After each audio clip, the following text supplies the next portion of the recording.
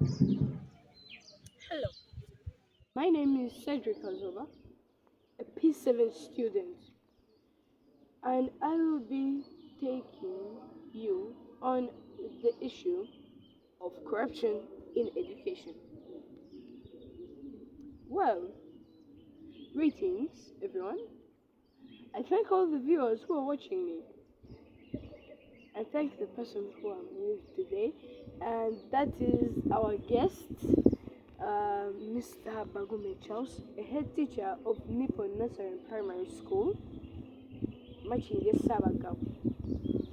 So, sir, how are you today? I'm so fine. Thank you, Kazooba. Wow, you're really smart. Oh, thank you so much. Okay, so now the topic today is unmasking corruption in education. But what exactly is corruption? Corruption is the misuse of public services for someone's own gain. But what are the forms of corruption? Well, we have nepotism and embezzlement, etc. There are a lot more.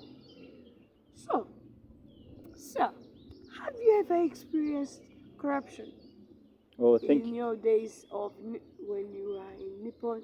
I know you have been in service for very many years. That's very true. Well said.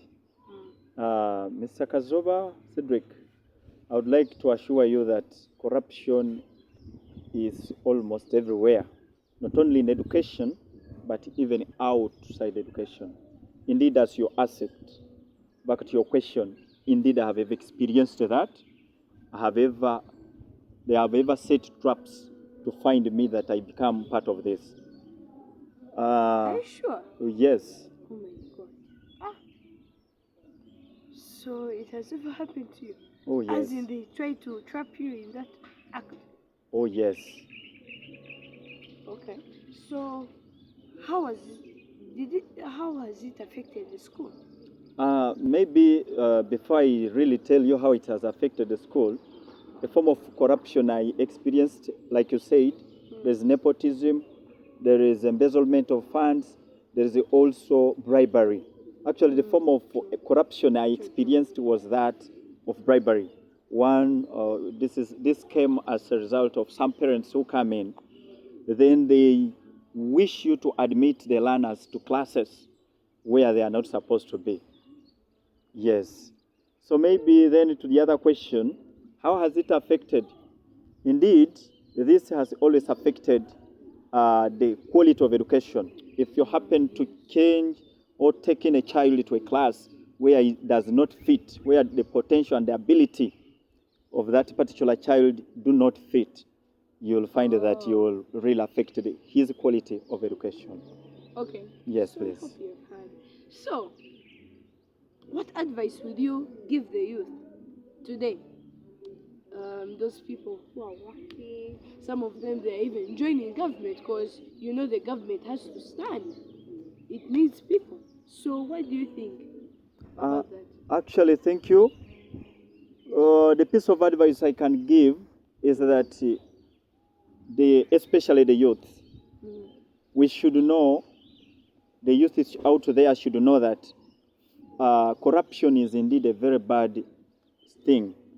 They should know that getting money is, you must work for it before you get it.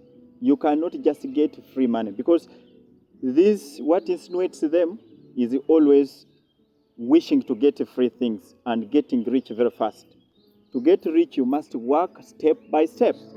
This is what can help you to become better. So, all the youth out there, they should know that corruption is bad and we should all fight it together. Okay. So how should leaders who have been corrupt, how should they be handled? Should they be arrested? Should they be what? What should they do with them? As for the case of leaders, these are people who already know their responsibilities Oh. and they really know what the ethics. For example, for us teachers, we know what teachers' code of conduct say. We have to really respect and follow the teachers' code of conduct. And for those who fail, then it's better let them be handled as the law does prescribe. Of course, this can be arrested, and then they can be, taught such that they transform. Because if they have literally failed to change on a free pace, then they should be taught by the law. That's what I can say, Cedric, about that matter. So, what advice would you really give the teachers and the policymakers of today, of Uganda? Oh, thank you so much. For the case of the advice I can give to the parents, they should really bring up or nurture their children, or yes, for the case of their children, right from the childhood. They should know that corruption is bad. They should teach their children. We should preach against corruption, because this has always come in various ways. From home, a parent asks a child to do, for example, some simple work, but then at the end of it all gives first of it all some money as a kind of incentive. This is already a form of corruption. And then, so a child will grow up knowing that as if he was doing some good things, but when it's not really right. So they should really come together and we fight corruption from all sectors. Okay. I really thank you, sir. Sir, Mr. Baguma Charles. And I think the people who are watching today, well, corruption is really a big thing. And I thank NDC for helping us. NDC, you're really doing a good job. And you're helping us today. Together we can fight against corruption. By the way, thank you very much, sir. Okay, thank you so much, Cedric. All the best as a candidate. Okay. I hope people should help us in the fight of corruption. Thank you very much today.